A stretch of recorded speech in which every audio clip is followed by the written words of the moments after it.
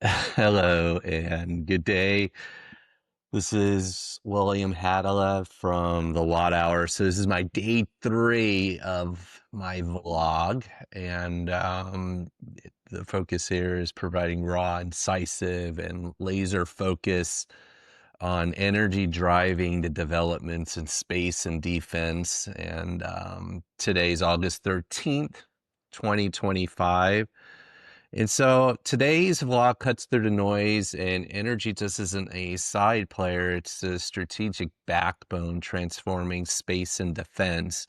And you're about to see it, how quietly it powers the future of national security. So, yesterday and the day before, we spoke a little bit about the Golden Dome, and it continues to be in the news and will probably continue to be in the news for some time. And as the Golden Dome defense takes shape, the Pentagon's Golden Dome Missile Defense Initiative, which is out of MDA Missile Defense Agency, they've unveiled a 4-layer architect, 1 layer in space plus 3 land-based defenses, and it's aimed to shield the U.S., Hawaii, and Alaska using a mix of ground radars, mobile interceptors, and space-based sensors.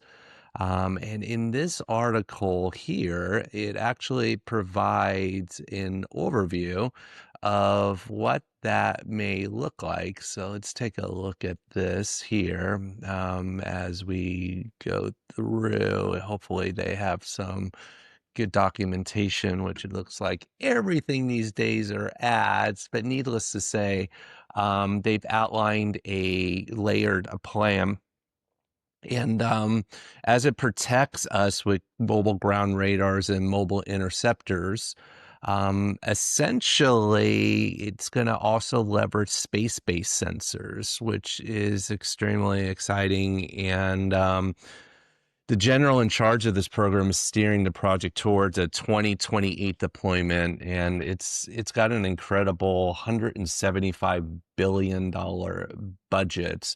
And there's a number of companies that are involved, many of which American Lithium Energy is currently working with. The C2 BMC, Lockheed is paving the way on that.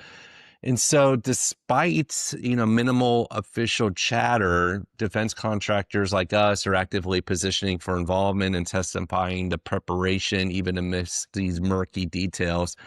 So I was in Huntsville last week on this project, and I can tell you it's real, it's moving forward, and in the weeks to come, we'll have more details that on non-classified documentation can share a little bit about what it's going to look like and how it's going to shape out. The moon reactor is another area that's getting a lot of interest. Energy meets jurisdiction, and NASA is accelerating plans to deploy this 100-kilowatt nuclear reactor on the moon by 2030. So it's not just going to power bases, but it's going to secure strategic footholds in lunar territory. A request for proposal is set to drop within 60 days. I'm excited about that. There's a lot to be said. I know Tom Adams and his team over at Naval Warfare Center Crane has been huge proponents of radioisotopic cells for some time. And so, I can't wait till that hits. And, the other thing that it's sparking, which, I don't necessarily agree with, and go through all of these. Everyone wants basically to pay to go on these sites to look, but just ridiculous. I think it's out of control of how we're monetizing the internet, considering we all represent a certain amount of dollars to advertisers. So why not give us advertising in ways that are meaningful, integrated into the content versus blatantly in your face or preventing you from going into articles and what have you. But needless to say, there's some chatter that this initiative putting this nuclear reactor on the moon has ignited a legal flashpoint around the 1967 Outer Space Treaty, with experts fretting about sovereignty implications, environmental risk, and a lunar energy arms race. I mean, we've got an arms race on Earth, and you're worried about space, and this is for power. I mean, if you want to see the ultimate source of electricity, Look up in the sky during the day, and what do you see? You see the sun. Come on, that's a nuclear reactor. We learned the technologies of the sun, and unfortunately, we backwards engineered it into weapons, but let's look beyond that. The other aspect of this is maneuverable orbit based operations. This article talks about Portal Space Systems is developing orbit jumping spacecraft designed for agile repositioning in orbit to respond in real time to emerging military needs. And there is a group within Space Force, it's called Space Safari, and it's referred to as tactical response space. And if we had to tactically respond in space, how do you do so within 24 to 48 hours, including launching payloads into space, but most importantly, repositioning of assets in space? And there's a lot to say about this. And so it's going to be interesting to see how more and more robotics are integrated with high capacity compute with satellites. And these satellites are going to be more than just orbiting platforms, but really maneuverable platforms that will be almost like robotics. And so I'm excited about that. The other side I'm excited about is directed energy. You know, American Lithium Energy, we've got these high C discharge cells, 60 C to 100 C discharge, very low impedance.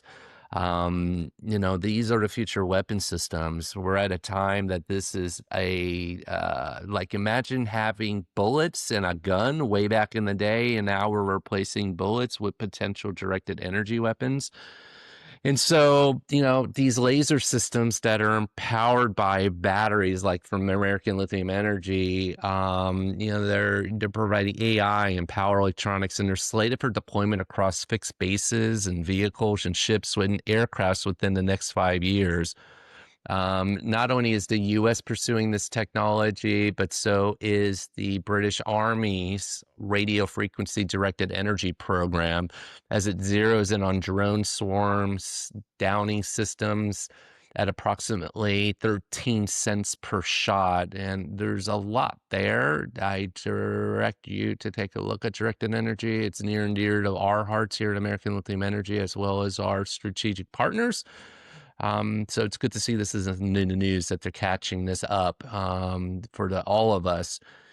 The other side of this too is we're looking at launch infrastructure powering up, and the UAL's or ULA's new Vulcan rocket will perform its first national security mission, U.S. Space Force 106. Marking a milestone for U.S. launch resilience and the NSSL's Phase 2 contract.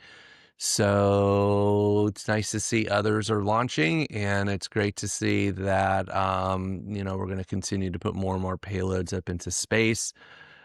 Next here is I'm keeping an eye on is the Simulation Center for Digital Power for Real Decisions. This is a big deal, creating a digital twin of everything and everyone across land, sea, air, and space. And so as we're starting to advance with more and more high-powered computers, these energy-intensive hubs to model and redefine future space defense systems. Space domain awareness. We talked about that, and I can't wait to share some of the things that we're looking at developing, like Sentient Shield, which will be part of space domain awareness solicitation coming up. And then Australia, I love Australia, great allies. Newman Space appoints its first based executive to drive American and global expansion, reflecting growing demands for electric propulsion capabilities in both civil and defense sectors. You know, American Lithium Energy, we've been working alongside our strategic partners at MagniX. MagniX developed electrified powertrain that essentially is being used to electrify aircraft. And ALE is working with MagniX to put our battery cells and packs into their powertrains. And they just most recently made an announcement with Robinson Helicopter to electrify the RJ-66. This powertrain not only can go into aircraft, it can go into ships, it can go into mobile energy storage with the ability to integrate it into hydrogen, natural gas, whatever fuel source, and alongside lithium-ion battery cells. So, yeah, it's funny. It's cool that there's certain companies out there redesigning the entire airplane or aerospace platform to put up into the air. But yeah, what about retrofitting existing platforms that were, powered by fossil fuels, and now let's just electrify them. So, yeah, so it's kind of cool to see that, Australia it's amazing to see the innovation coming out of Australia and New Zealand and that part of the world. So, why this matters for you and business and strategy and energy is that one, space-based energy sovereignty is the moon reactor and Golden Dome shows energy isn't just a utility, it's geopolitical leverage, and whoever powers space first controls it. The high ground.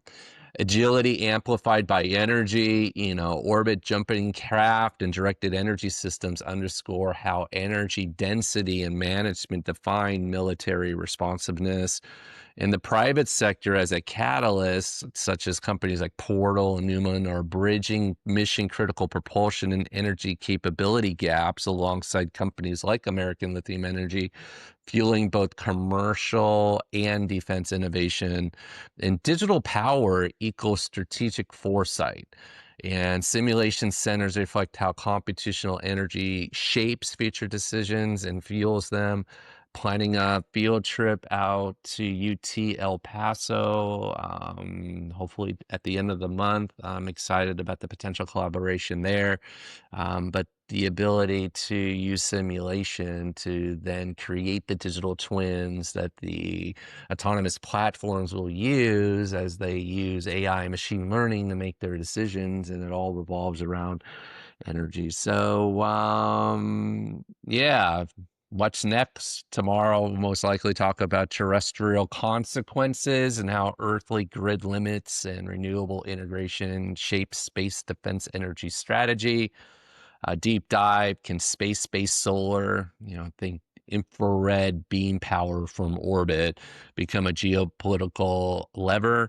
And then feasibility is talk, we really talk about the Golden Dome and can we achieve these deadlines? And will moon reactors bypass diplomatic red tape? Absolutely. I'm so tired of political crap. There's so much to do here on Earth. Let's get over it. Red, white, blue, whatever, purple. Stop. Stop, stop, stop. We've got to upgrade Earth's infrastructure and bring everyone up along the way and step back. We're all human beings. Monkeys are monkeys, dogs are dogs, humans are humans, regardless of where we're from and our geopolitical, religious beliefs. It's just stop. Yeah, quantum mechanics, physics, electrons, all of that. We are all just particles of life, and with this illusion that we're real in the sense of the physical realm, but there's so much more, and there's such a little component of the big scheme of the universe. It's like, stop. Let's get things done. And I know there's others out there that feel that same way. And so, yeah, anyhow.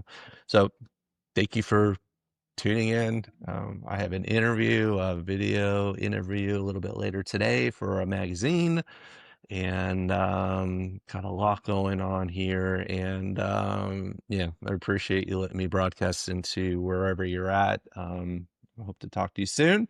Subscribe, like, share this. Love to talk to you. If you have something to talk about, let me know what type of content you like me to create. And there's a poll on the page for the channel. Let me know what kind of content you want us to create. So this is William Michael. Make it a good day, and I'll talk to you soon.